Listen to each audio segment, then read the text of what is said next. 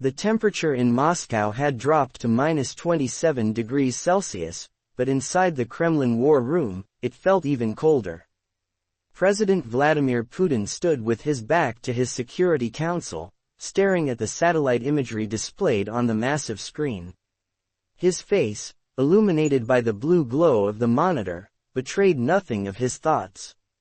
Behind him, 12 men in dark suits sat in perfect silence, waiting for their leader to speak.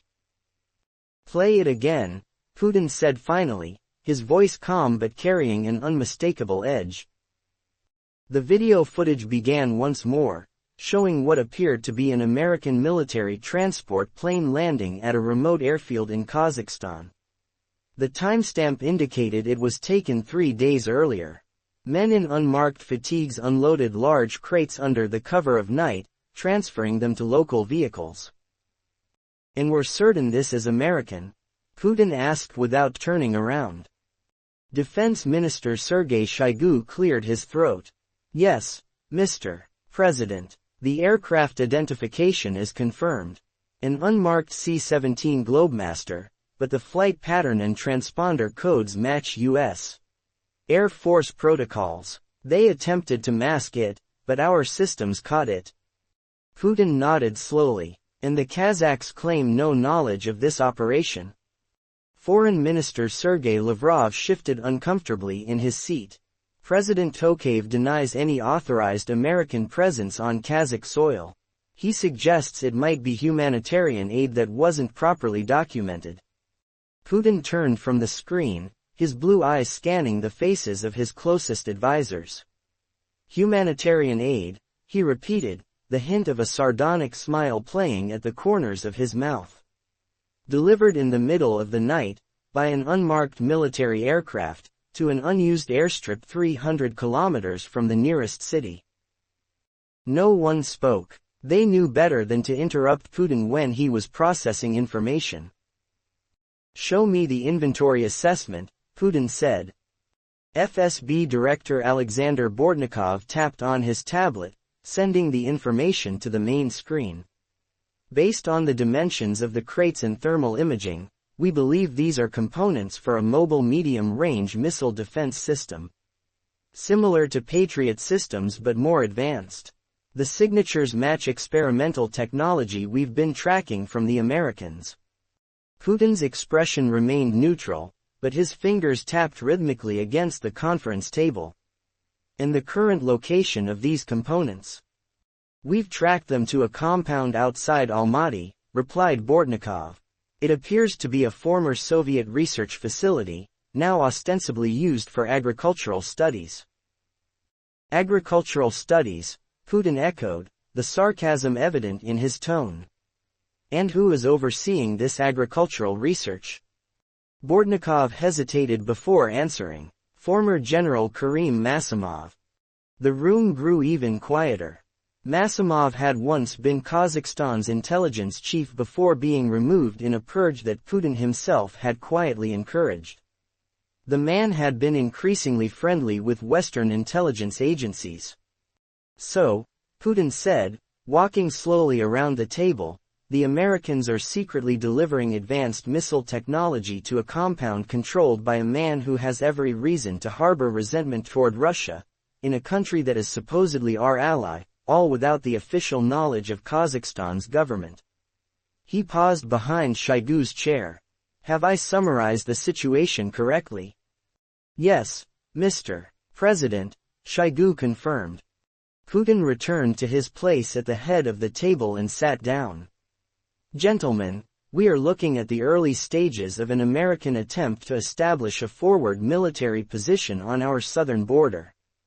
They failed to encircle us from the west with NATO. Now they seek to do it from the south through our so-called allies." Foreign Minister Lavrov spoke up. "Mr. President, if I may. The Americans will claim this is defensive technology only, designed to protect against missile threats from Iran or other regional powers." Putin's eyes narrowed slightly. "Sergei Viktorovich, defensive systems are merely offensive systems waiting for the right moment. A shield today becomes a staging ground tomorrow. We've seen this pattern before. He turned to Valery Gerasimov, chief of the general staff. What are our options? Gerasimov straightened in his chair. We have several, Mr. President. Diplomatic pressure on Kazakhstan, economic leverage, they still depend heavily on our energy corridors. Or more direct measures if necessary. Direct measures, Putin prompted. We have Spetsnaz teams that could be deployed to secure or neutralize the technology before it becomes operational. The facility is isolated enough that an operation could be conducted with minimal visibility. Putin considered this for a moment, then shook his head. Too risky. If Russian forces are caught on Kazakh soil targeting American technology, we hand Washington exactly the provocation they're looking for. He paused, thinking, no, this requires something more nuanced. The room fell silent as Putin stood up and walked to the window, looking out at the snow falling on the Kremlin grounds. When he turned back, his decision was made. I will speak with Tokayev personally. Not by phone. Those lines are compromised. I'll make an unannounced visit to Astana tomorrow. The official reason will be to discuss the upcoming Eurasian Economic Union Summit. He looked at Lavrov. Prepare the diplomatic groundwork. Make it clear we expect full transparency from our Kazakh partners. Turning to Shoigu, he continued. Meanwhile, place our southern military district on elevated alert status. Position additional forces near the border, training exercises. Nothing provocative, but enough to send a message. Finally, he addressed Bordnikov. Alexander Vasilyevich, I want a complete dossier on every American agent operating in Central Asia, every contact they've had with Masimov, and every Kazakh official potentially compromised by Washington. Putin's eyes moved from one face to another, his gaze intense. Understand this. The Americans believe they can quietly establish a foothold in our sphere of influence while we're distracted elsewhere. They are mistaken. We will resolve this situation firmly but intelligently. As the meeting concluded and his advisors filed out, Putin remained seated, reviewing additional intelligence reports. Only Nikolai Patrushev, Secretary of the Security Council, lingered behind. Vladimir Vladimirovich, Patrushev said quietly when they were alone, there's something else you should know about the American operation in Kazakhstan. Putin looked up, his interest piqued. Go on. We have reason to believe the missile defense components may be a cover for something else. Something the Americans have been developing in their DARPA laboratories. Our sources suggest it involves quantum computing technology with military applications. Putin's expression darkened. Explain.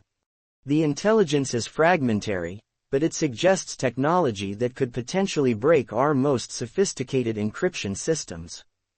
If operational, it would render our secure communications vulnerable. The strategic implications would be significant. What happened next shook the Kremlin's leadership to its core. Putin did not respond with his usual calculated calm. Instead, he slammed his fist on the mahogany table with such force that the sound echoed through the room. This is unacceptable, he growled. They push and push, testing our patience, thinking we will acquiesce as we have before. He took a deep breath, regaining his composure. Nikolai Platonovich, tell me what you know about this quantum technology.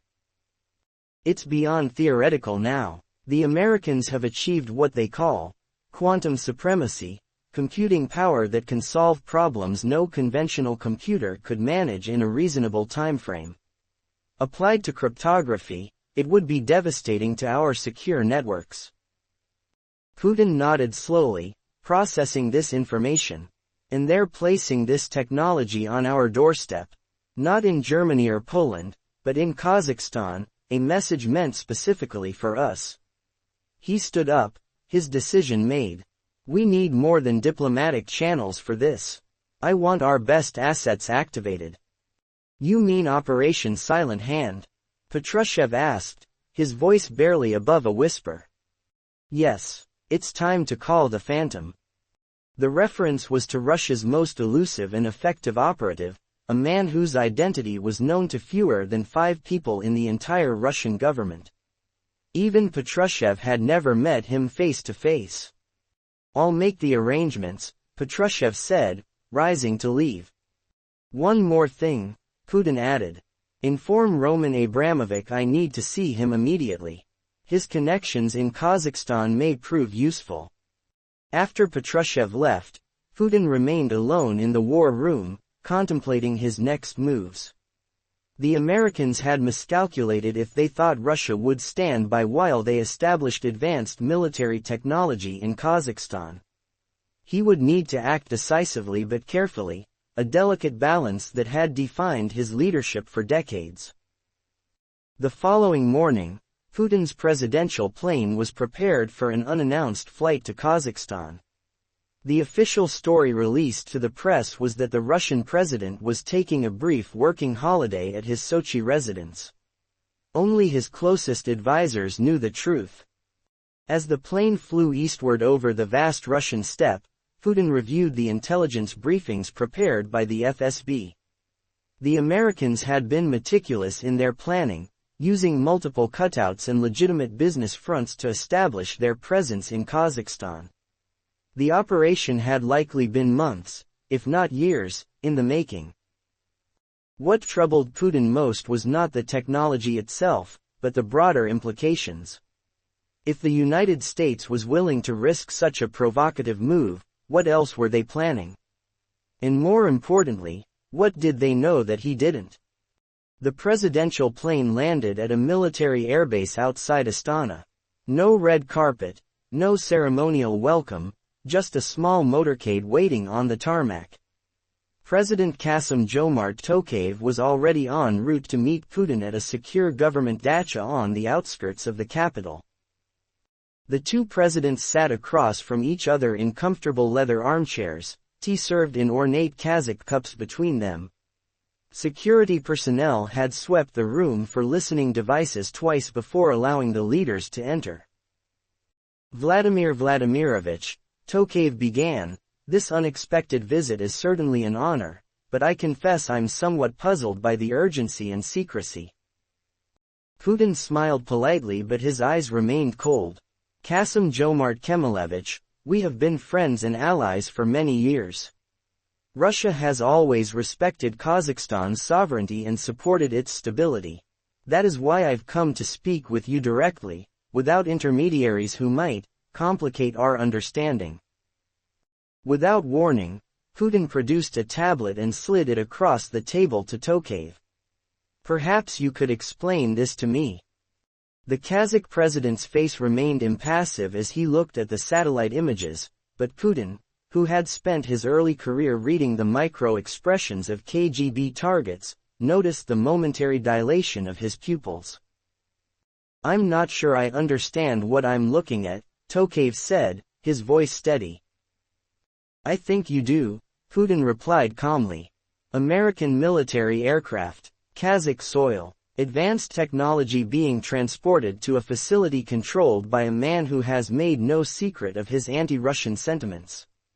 He paused. "All happening without the knowledge of Moscow, your most important strategic partner."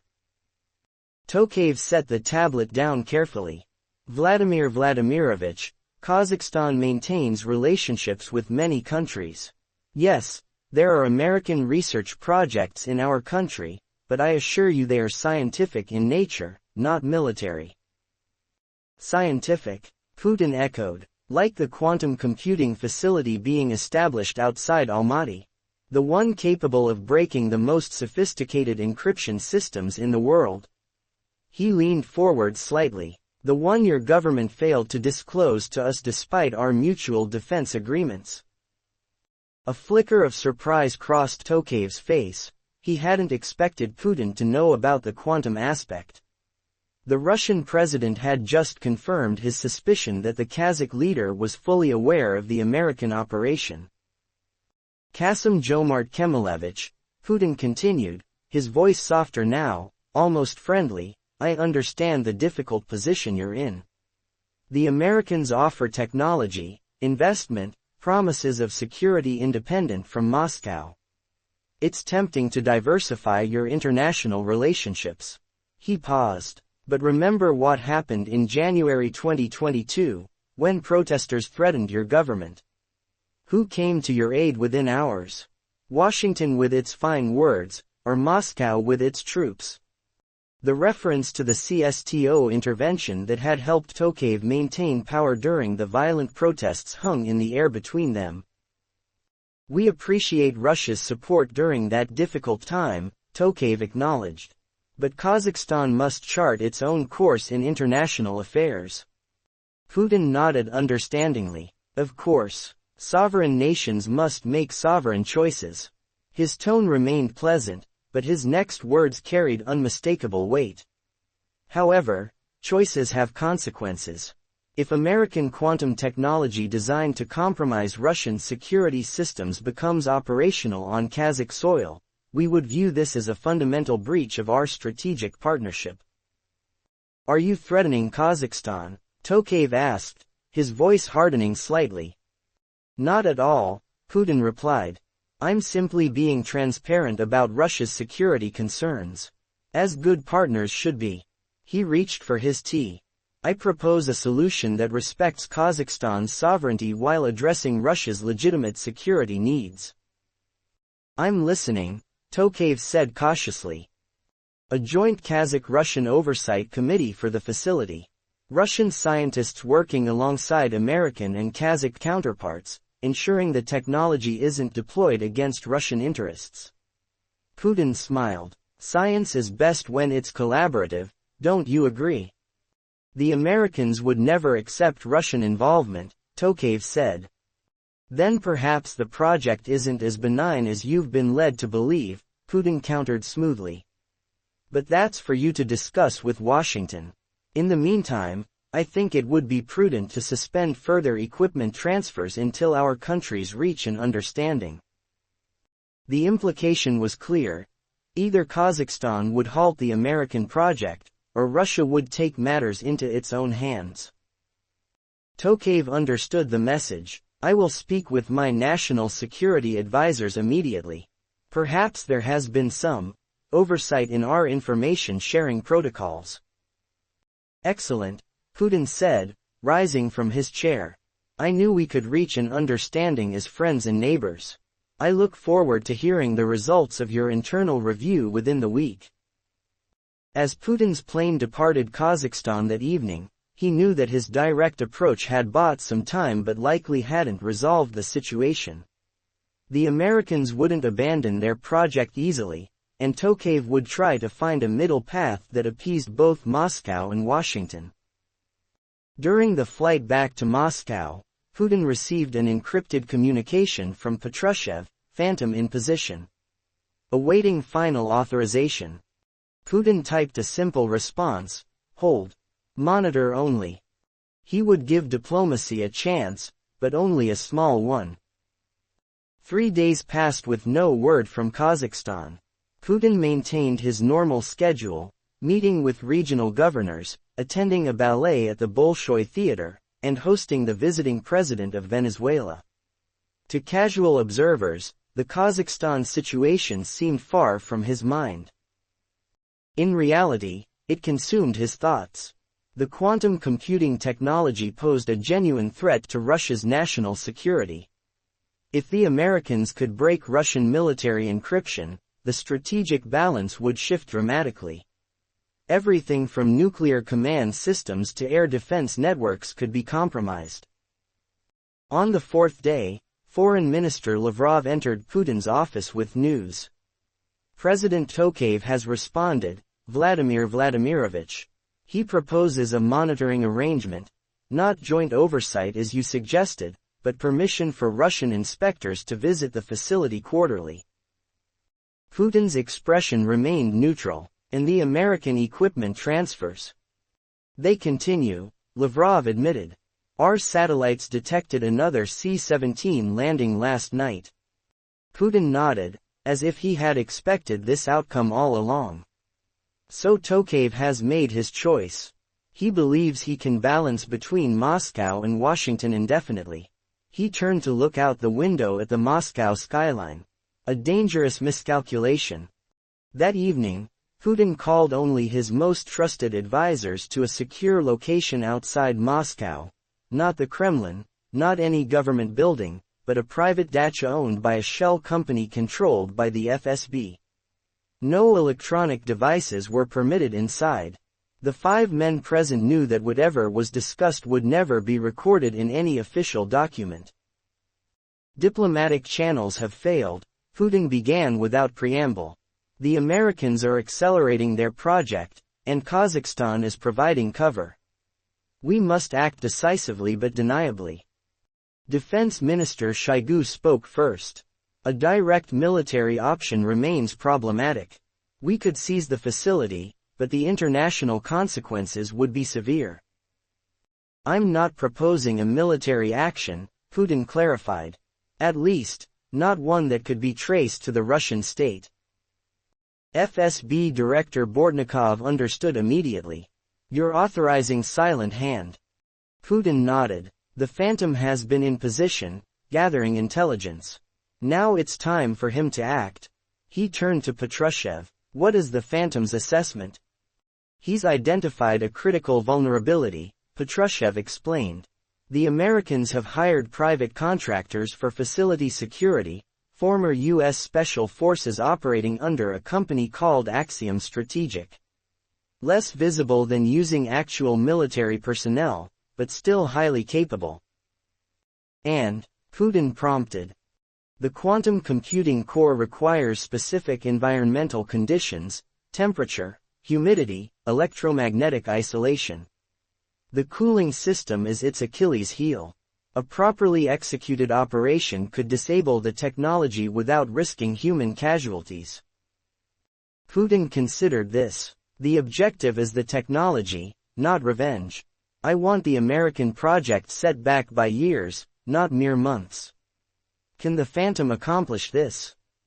Patrushev nodded confidently. He has never failed us, Vladimir Vladimirovich. Then he has my authorization, Putin said. But I want absolute deniability. There must be no connection to Russia. Let the Americans and Kazakhs wonder if it was a technical failure, internal sabotage, or some other actor entirely. Understood, Patrushev replied. The operation can be executed within 48 hours. Putin rose, signaling the end of the meeting. One last thing. Prepare contingency plans for a broader response if necessary. If the Americans attempt to rebuild quickly, we may need to escalate our actions proportionately. As his advisors departed, Putin remained behind, pouring himself a small measure of vodka, something he rarely did these days. The situation with Kazakhstan represented everything he despised about American foreign policy: the constant encroachment on Russia's strategic buffer, the technological arms race disguised as scientific cooperation, the corruption of Russia's traditional allies through economic incentives. He would not allow it to continue. Not in Kazakhstan, not anywhere in Russia's sphere of influence. 2 nights later, at 2:17 a.m. local time, the power went out at the research facility outside Almaty.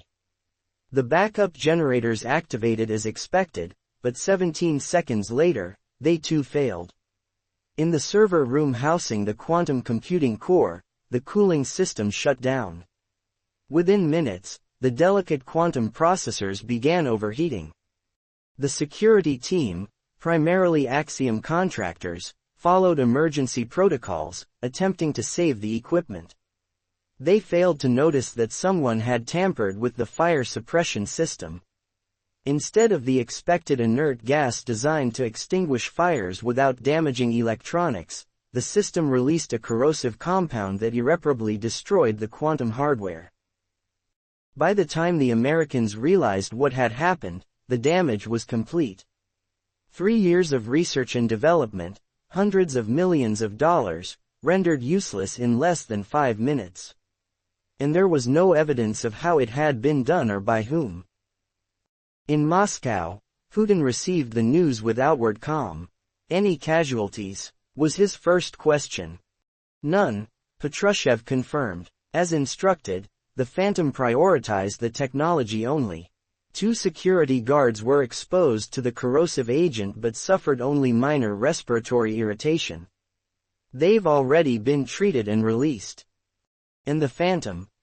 Extracted safely, already out of Kazakhstan.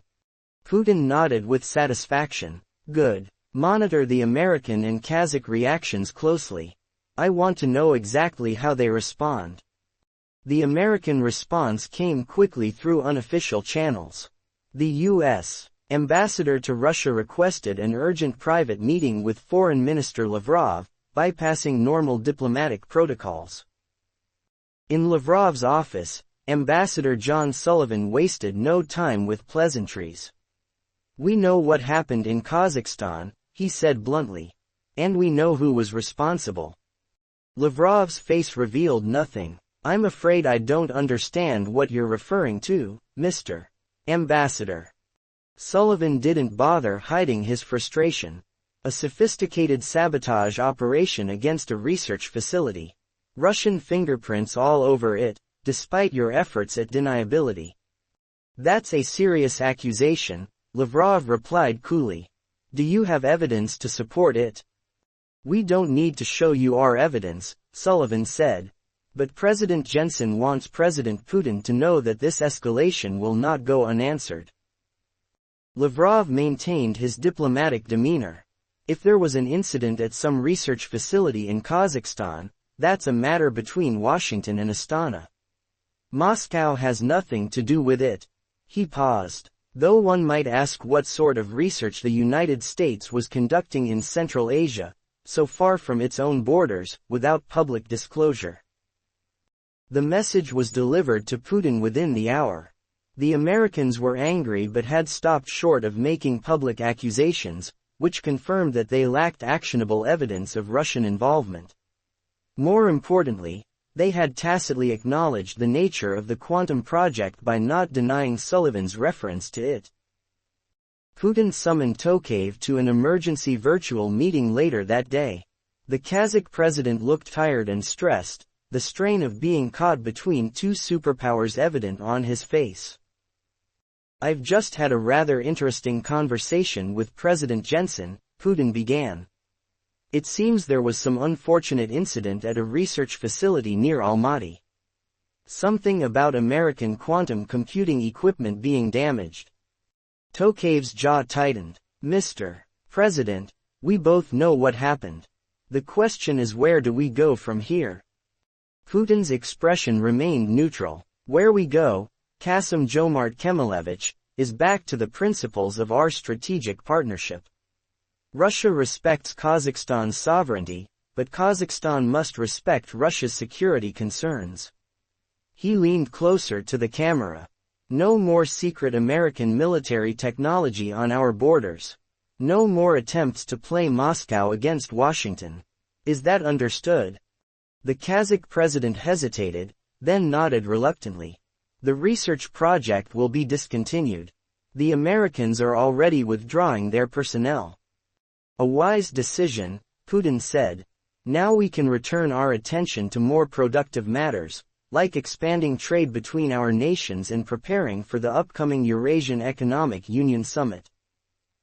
The conversation ended cordially, but both men understood that their relationship had fundamentally changed.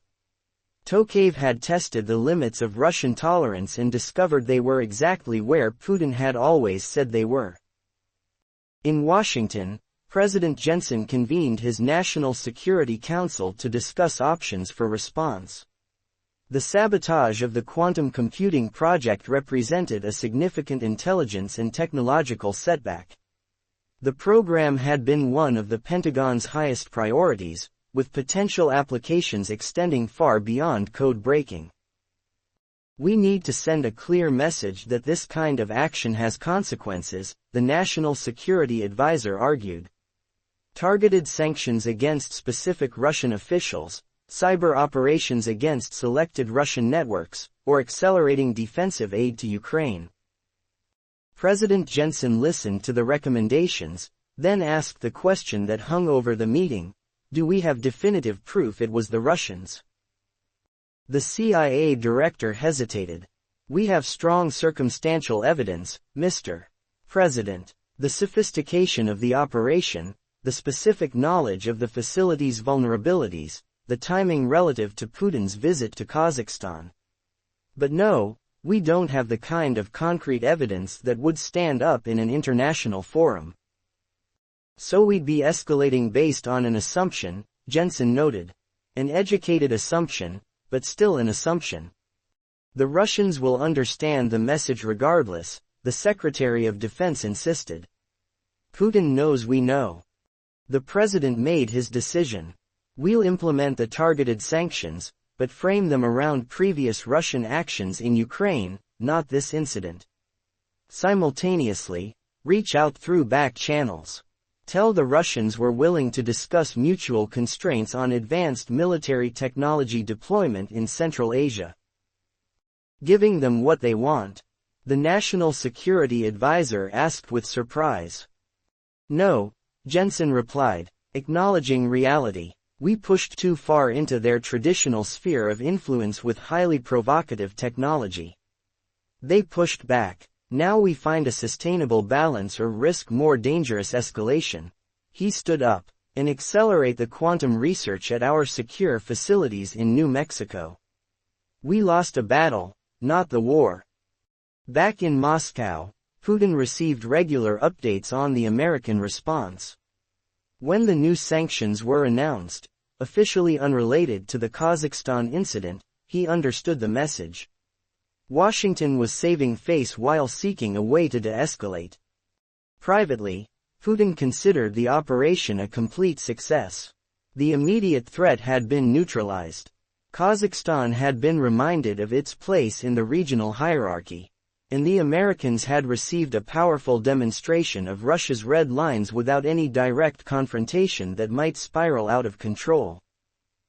A week after the incident, Putin invited Shoigu and Gerasimov to join him at his Sochi residence. Away from the Kremlin and with the Kazakhstan crisis seemingly resolved, they discussed broader strategic questions. The Americans will try again, Shoigu observed. If not in Kazakhstan, then elsewhere along our periphery. Uzbekistan, Kyrgyzstan, even Mongolia. Putin nodded. Of course they will. It's the nature of great power competition. They probe for weaknesses, test our resolve, seek advantage wherever they can. He gazed out at the Black Sea. Our task is to maintain clarity about our interests and demonstrate unwavering determination to defend them.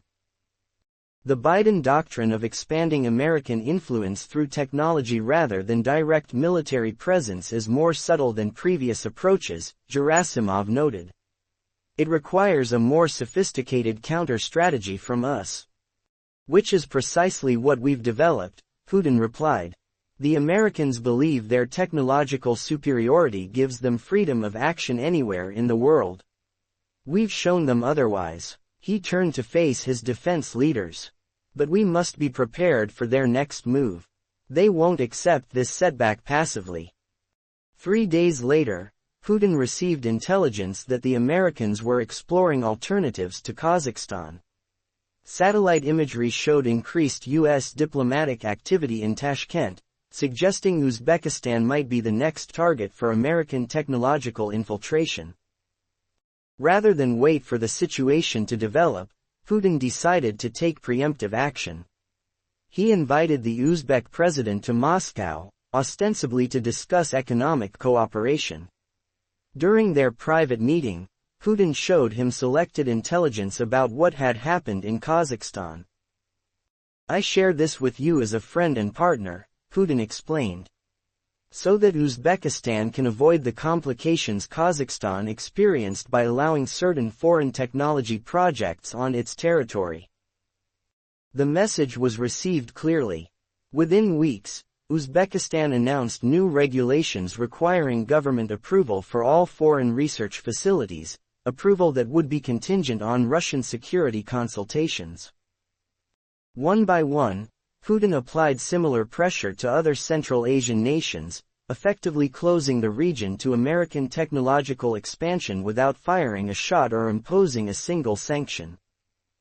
In Washington, the National Security Council recognized what was happening but could do little to counter it. Without a military presence in the region and with declining economic leverage, America's ability to challenge Russian dominance in Central Asia was limited. "He's creating a technological buffer zone," the Secretary of State concluded during a classified briefing. "Not with troops or missiles, but by denying us the ability to establish advanced technological infrastructure anywhere near Russian borders." "Can we bypass it?" President Jensen asked. "Not easily," the secretary replied. "We designed our quantum strategy around physical proximity to Russian communication nodes. The physics involved requires relative closeness for certain types of surveillance capabilities." The president sighed. "Then we adapt. If we can't get close to Russia physically, we find other vulnerabilities. Every system has them, even Putin's." 6 months after the Kazakhstan incident, the immediate crisis had passed, but its effects continued to reshape the geopolitical landscape of Central Asia. Russia had reasserted its dominance in what it considered its near abroad. The United States had been reminded that technological superiority didn't automatically translate to strategic advantage. And Kazakhstan, caught between giants, had learned the painful limits of its multi-vector foreign policy. For Vladimir Putin, the confrontation over the American secret deal had reinforced his core belief that Russia's security depended not on international goodwill or paper agreements, but on its willingness to act decisively to defend its interests. The West might call it aggression or bullying, but to Putin, it was simply the necessary behavior of a great power in an anarchic world. As he prepared for his annual address to the Federal Assembly, Putin reflected on the broader significance of the Kazakhstan operation. It hadn't just been about preventing a specific technological threat, it had been about sending a message that would resonate for years to come. "Russia seeks peaceful relations with all nations," he would tell the legislators and the watching world. "But peace must be based on mutual respect and recognition of legitimate security interests. When others forget this fundamental principle, we will remind them, firmly but fairly." What the audience wouldn't hear, what would remain forever in the shadows, was how exactly such reminders were delivered. The phantom, the sabotage operation, the careful calibration of pressure on Kazakhstan, these would remain state secrets, known only to those with the highest access. In the great game of geopolitics, Vladimir Putin had once again demonstrated why he had survived and thrived for so long in the treacherous world of international politics. Where others might hesitate, he acted. Where others might bluster, he struck silently. Where others might seek compromise too early, he held firm until his objectives were achieved. The American quantum computing project that had once threatened to crack Russia's most sensitive encryption systems now lay in ruins, its components scattered, its scientists reassigned to other projects far from Russian borders. The technological battle would continue elsewhere, in other forms, but this round had gone decisively to Moscow. As Putin closed the file on Operation Quantum Shield, as the Kazakhstan intervention had been code-named, he allowed himself a rare moment of satisfaction. The Americans had learned an expensive lesson about the limits of their global reach. Kazakhstan had been reminded of its place in the regional order, and Russia had protected its vital interests without sparking a broader confrontation. It was, by any measure, a victory, one that would never be acknowledged publicly, never celebrated in parades or commemorated in speeches, but a victory nonetheless. In the shadowy world of great power competition, such quiet triumphs were often the most meaningful. If you enjoyed it, please like, share, and subscribe to FictionWire Russia. This is a fictional story created purely for entertainment.